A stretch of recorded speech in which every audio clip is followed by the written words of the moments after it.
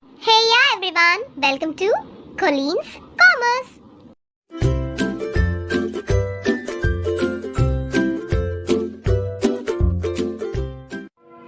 Hello, welcome to Colleen's Commerce. So today's subject is foreign trade and we'll do chapter 1 introduction of foreign trade. So what is foreign trade? Foreign trade is the trade between countries, or foreign trade is the exchange of goods between different countries. So what is the main reason of foreign trade? So the main reason for the development of foreign trade is consumers' willingness to purchase the goods which can satisfy their needs but not produced in the country. The main reason for development of foreign trade is that if the consumers want different products that are not produced in the country, so through foreign trade they can satisfy their needs. Next is foreign trade is also called as international trade, global trade, cross-country trade, cross-border trade, and international external trade, etc. Foreign trade happens when countries trade with others to obtain goods which are of high quality, less expensive, or different from the local goods. Why does countries trade with others? Because to obtain goods which are of high quality and if they are less expensive and they are different from the local goods which are produced in their country. So when a country purchases from another country, it is known as import. Example, if India imports steel from UK. Export means when the countries sold the products to the different countries. Example, like India sells jute and tea to United Kingdom. Next we'll see the characteristics of foreign trade. So first characteristic is territorial specialization. Foreign trade basically takes place due to geographical specialization. Every country specializes in the production of goods and services in which it has a specific advantage. For example, India has specific advantage in the production of jute and tea.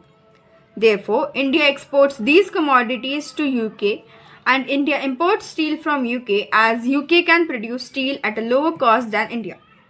Territorial specialization means basically foreign trade takes place due to some geographical specialization. Like India has geographical specialization in the production of jute and tea. So they will export these products to UK and they will import steel from UK as India cannot produce steel at a lower cost than UK. Next characteristic is separation of sellers from buyers. As we know that in home trade, producers and buyers are from the same country. So customers have an extensive knowledge of producers or sellers. But in foreign trade, buyers and sellers belong to different countries. Many times they have no chance of ever meeting one another. It is very difficult to ascertain the credentials or creditworthiness, reliability of a particular buyer or seller residing in distant country.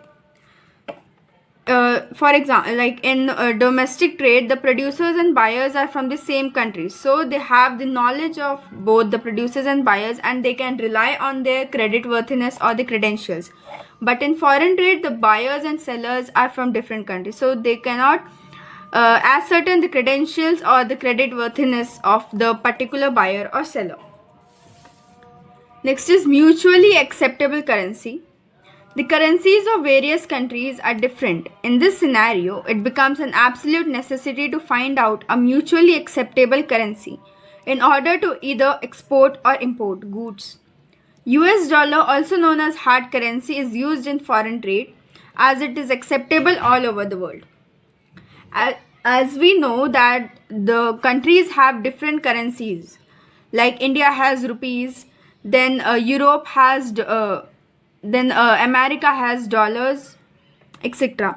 So it becomes essential to find out a mutually acceptable currency, like whichever the currency which is acceptable everywhere. So US dollar is acceptable everywhere and it is also known as the hard currency. It is used in foreign trade. Next characteristic is Long chain of middlemen.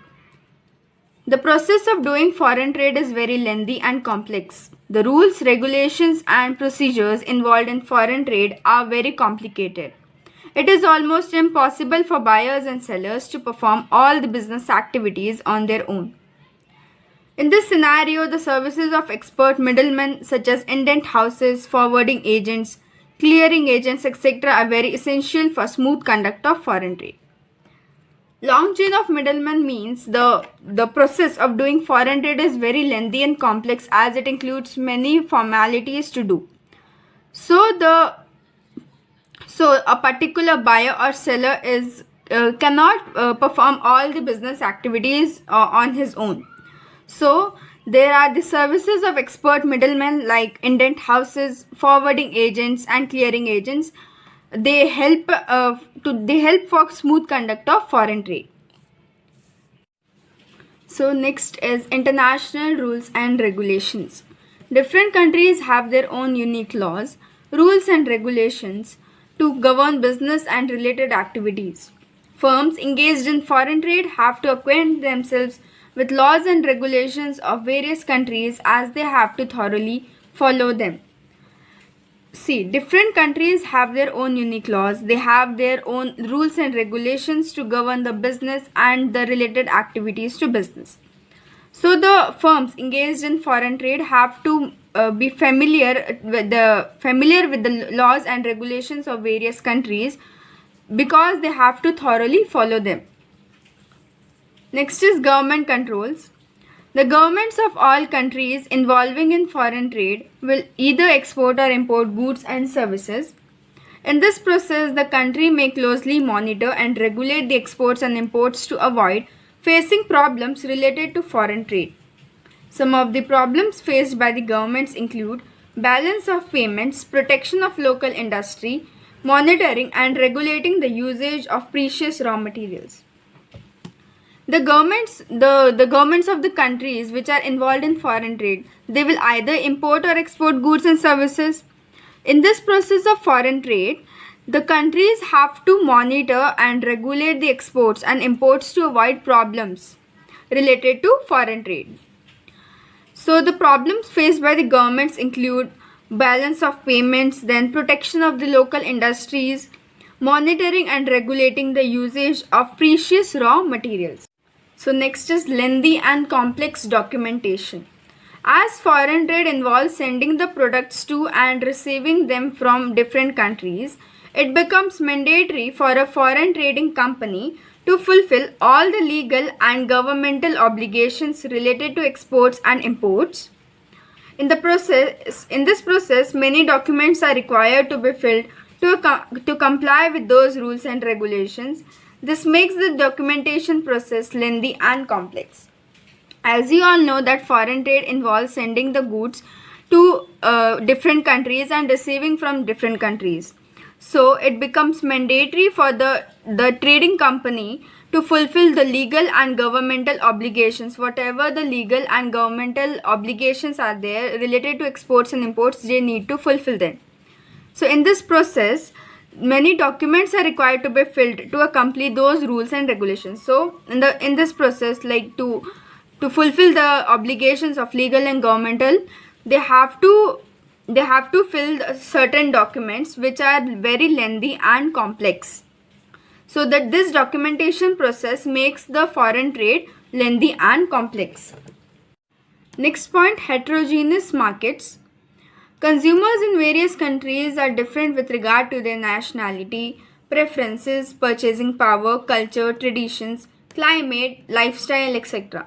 To satisfy an almost similar need, people of different countries may consume different products. For example, to satisfy hunger, Indians may consume rice or chapati, while Americans may eat burgers, pizzas, etc. In this context, companies engaged in foreign trade have to understand these differences and adapt their offerings as per the requirement. The consumers of various countries are different with the nationality, the preferences, like the preferences of Indians may be different from the preferences of Americans, then purchasing power, culture, traditions, climate, lifestyle, etc. So to satisfy an almost similar need, similar need, people of different countries. Similar need of people, those of different countries may consume different products. For example, to satisfy hunger, Indians may consume rice or chapati, while Americans may eat burgers or pizza. In this context, the companies which are engaged in foreign trade have to understand the differences, like they have to adapt their offerings as per the requirement. Next point is different political units. Different countries have various types of governments such as democracy, monarchy, dictatorship, etc. Further, many countries follow different of ideologies, namely capitalism, socialism, communism, etc. The relationship between government and business is quite different in many countries. Companies in foreign trade have to perform in these completely different political environments existing in various countries. See, different countries have their own types of government, like democracy is in India. Then we have monarchy in Bhutan, and Saudi Arabia we have dictatorship. And further, many countries also follow different ideologies like capitalism, which is followed in America, Australia and Singapore, then socialism, communism, etc. The relationship between the government and business is quite different in many countries. So the companies involved in foreign trade have to perform these completely different political environments existing in various countries. Risk element.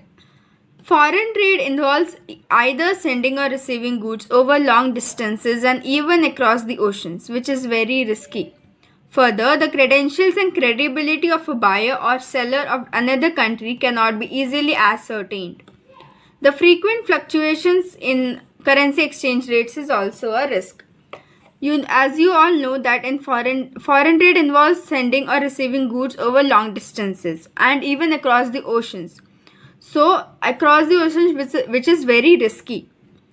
Further, the credentials and the credibility of buyer or seller of another country cannot be easily ascertained. Means if the credentials or the credibility, if he will return the money or if he will pay for the amount, it is not easily ascertained, and like frequent fluctuations in currency exchange rates is also a risk.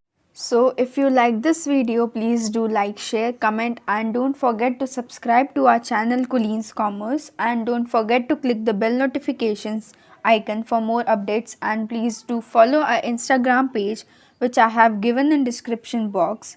So thank you for watching this video, and for more doubts please drop a message in Instagram box or please do comment below the video. Thank you.